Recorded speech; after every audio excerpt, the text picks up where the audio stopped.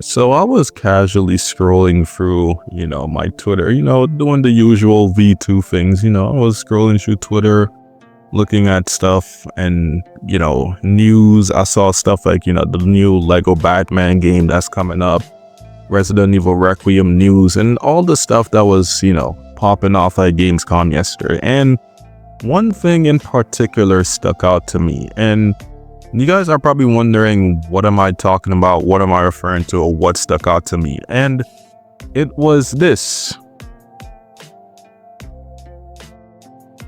Now, you guys are probably wondering now, what is this exactly? And it is an announcement that apparently Sony is raising their prices for their consoles. Now, obviously enough, I have an opinion on this because when Nintendo made that thing where they said they were going to be increasing their prices for their old Switch models, I made a video for that as well. I can put that in the description for you guys. But now it seems like Sony is going to be doing the same thing, increasing their prices for their consoles. And obviously, like I said before, I have my opinions on this. Now, the first thing that stuck out to me was the original PlayStation 5. Now, the original PlayStation 5 was $499, or rounded to like one, that's $500, which is pretty valid, right? That was one.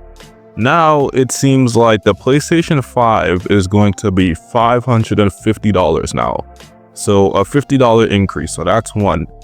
Now the digital one, which was actually the cheapest one, the PS5, the digital, it was because the digital PS5 back then was like $350. And now it's saying it's going to be $500, which was, again, the original price of the regular PlayStation. And now, also looking now too, the PlayStation 5 Pro, which was $700 when it launched, it is now $750. So, like I said, again, I do have some opinions on this. And I mean, it doesn't really seem like a big increase. Again, it's $50 from what it originally was. But like I said, it's kind of weird seeing them doing this right now. And again, with the games we have coming up in these past couple of in these months and 2026, it seems like a lot of gamers are gonna be spending more. And again, we already have to pay for stuff, like I said, like games and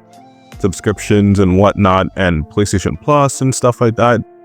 And now we are gonna be even paying more extra for our consoles. And again, a lot of people, like I said, they don't got the bread for that. You feel me? Like, I'm not saying $500 was bad when the console first came out, but not everybody, not everybody's working, not everybody has a job and stuff like that. Or, some people just like, they don't want their, kids to have games and all that stuff. Cause, I grew up on that for a little bit, so I understand that. But, it seems like, again, Sony is increasing these prices, and I want to say I'm on like the 50-50 side right now. Like, I don't agree it's a good thing. I personally feel like it should have stayed at the prices they were, especially the digital, because again, the digital was probably the most budget-friendly option for everybody to access. Like, $350 wasn't too bad, but now, again, they brought it up to $500 actually. So this is crazy. I think it was either $350 or $450 when it first came out, but yeah, now it's the original price of the original PlayStation 5, the $500, which again, it was the most budget-friendly option out of like the three that we have, which again, out of all of what I've seen so far, it caught me by surprise. And again, like I said, not everybody works, not everybody wants to buy, spend all that bread for a new console. And then on top of that, you feel me, you got to pay for games, you got to pay for stuff in games, you got to buy, DLCs, you got to pay for PlayStation Plus, etc., etc. And again, it's a lot. And like I said, they also made like a statement here too. Let me see if I could, pull it up on the screen.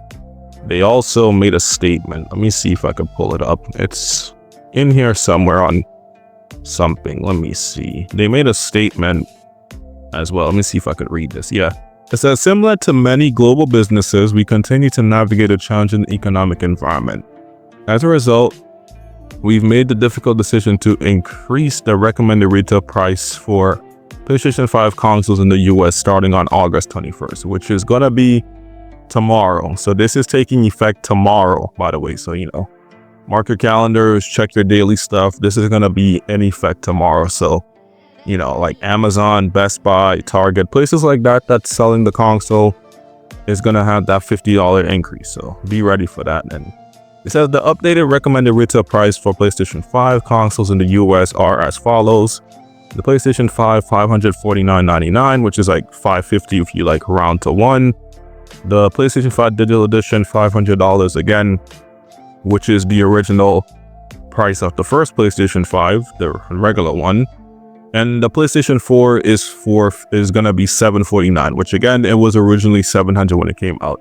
And it says here, the recommended retail prices for the PlayStation 5 accessories remain unchanged, and we have no other price changes to announce for additional markets. So it seems like that's a good thing, actually. So it seems like PlayStation controllers and stuff like that won't be going up in price, which thank God, because just imagine again that $50 increase on all of these consoles, and then on top of that, you still have to deal with having to get a controller, because a controller right now is like $75 USD.